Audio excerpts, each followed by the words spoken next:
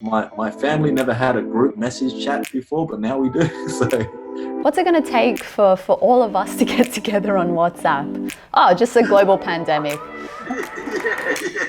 Abdul Abdullah is a Sydney-based artist who works across photography, painting, sculpture, embroidery, installation and more.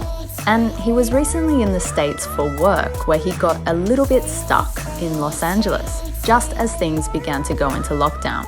So I was over in New York at the Armory show there. Then from there I went to LA for a little while, but I think I chose the worst week. I think I arrived on a Thursday or the Wednesday, but by that weekend, everything had closed. And did you start feeling any panic about returning home? I tried to get an earlier flight, but it was very difficult to get through to the airlines. I was mostly getting nervous when friends and family were messaging me from back home, telling me that I needed to get back as quickly as possible. And what was particularly nerve-wracking was the lines around the block for the pharmacies, the grocery stores, but also the gun shops, which is an unfamiliar thing, I guess, in Australia. So that was interesting to see. And maybe that made me a little bit nervous, but the same thing was happening in the States. All the toilet paper, all the paper products were gone. It's an interesting thing when that's the first thing to go.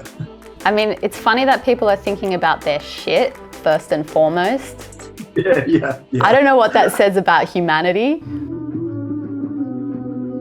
How has your work been impacted directly by what's happening right now? I can still produce work, but as far as showing, exhibiting, that's all cancelled for the foreseeable future. So that the type of income that comes from that's non-existent.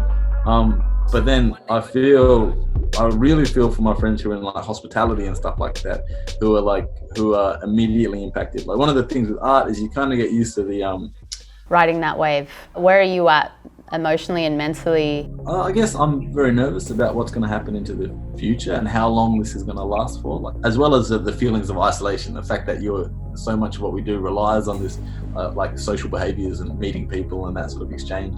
How are you keeping busy? I've been hanging out with my partner. We've been watching lots of Netflix and Disney Plus and Prime.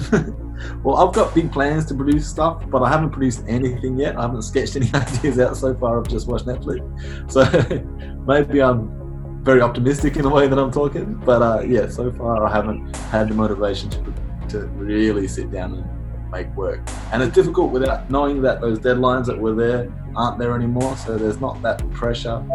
You're on pause until things clear up, but we don't know when that's going to be. I don't have any family here in Sydney, so keeping in contact with people and trying not to stress or get too overwhelmed by the scale of what we're looking at. There's a whole lot of people who are sort of on not just front line, but so many people who are vulnerable in this sort of space, who have no choice but to continue to be vulnerable. Yeah, we rely on this machine of individuals to keep us all running. Big shout out to anyone who's watching, who's a part of that, a teacher, a nurse, a doctor, a delivery person, postie, fuck yeah, thank you. Oh, absolutely. Thank you very much to all those people. Cool, man. Well, look, talking to you has been a breath of fresh air. Cool. Talking to you has been a breath of fresh air. You guys are a great gang, and thank you very much for having me. Stay safe. Peace. Thank you. Okay. Thanks so much. Soon. I'll see you on the other side. Catch you later. See you, man.